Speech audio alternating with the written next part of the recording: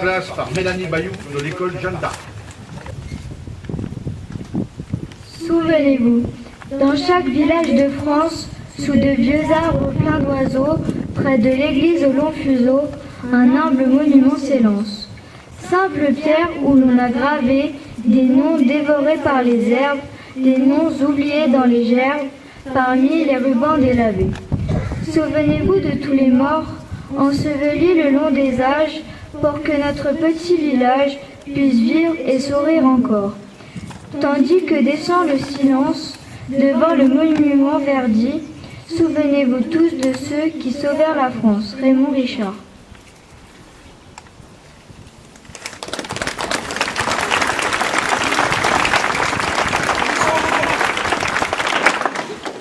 Lecture d'un texte littéraire par Juliette Menoyer, du collège Auguste Renoir de Ferrières. J'ai peur. Oui, j'ai peur et je me demande en quoi cette explication peut vous paraître insuffisante. Si on m'invitait à monter dans un train destiné à une catastrophe, dans un train dont le déraillement serait marqué par l'indicateur, je refuserais. Et personne ne me traiterait de lâche. Je ne vois pas dans la guerre autre chose qu'une catastrophe. Et si vous pensez que j'ai peur pour ma peau, tout simplement oui, j'ai peur pour ma peau. J'ai peur des obus, j'ai peur des balles, j'ai peur des bombes, j'ai peur des grenades, j'ai peur des baïonnettes, j'ai peur des couteaux, j'ai peur de tous les instruments et de tous les engins qui écrasent, arrachent, transpercent ou coupent. J'ai peur aussi des poux et des puces, j'ai peur de la caserne et j'ai peur des dépôts, j'ai peur du conseil de réforme qui pourrait me récupérer. Vous entendez bien, j'ai peur de me mettre nu, encore une fois, devant un général, des scribes et des médecins. Peur d'être encore palpé, ausculté, percuté, peur, enfin, j'ai peur.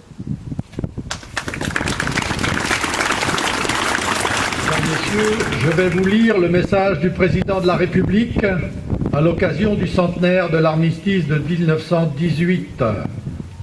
Aujourd'hui, le 11 novembre 2018, un siècle. Un siècle que l'armistice du 11 novembre 1918 est venu mettre un terme au combat fratricide de la Première Guerre mondiale, à cet affrontement interminable, nation contre nation, peuple contre peuple, avec ses tranchées pleines de boue, de sang et de larmes, ces orages de feu et d'acier qui grondaient par tous les temps et déchiraient les ciels les plus calmes. Partout on célèbre alors avec fierté la victoire de la France et de ses alliés. Nos poilus ne se sont pas battus pour rien, ils ne sont pas morts en vain. La patrie est sauvée, la paix enfin va revenir. Là comme ailleurs, une veuve pleure son mari, et partout on voit défiler des cortèges de mutilés et de gueules cassées.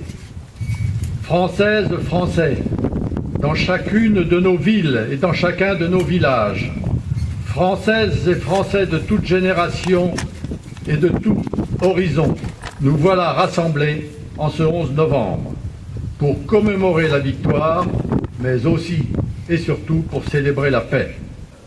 Françaises, Français, nous sommes aussi unis en ce jour dans la conscience de notre histoire et dans le refus de sa répétition. Car le siècle qui nous sépare des terribles sacrifices des femmes et des hommes de 14-18 nous a appris la grande précarité de la paix. Nous savons avec quelle force les nationalismes, les totalitarismes peuvent emporter les démocraties et mettre en péril l'idée même de civilisation. Vive l'Europe en paix, vive la République, vive la France.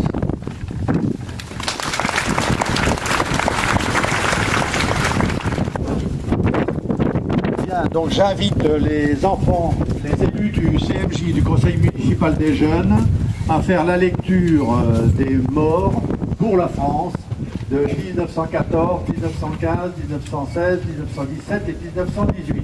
Alors tu vas commencer, monsieur le maire du Conseil municipal jeune, tu vas commencer par lire 1914, d'accord?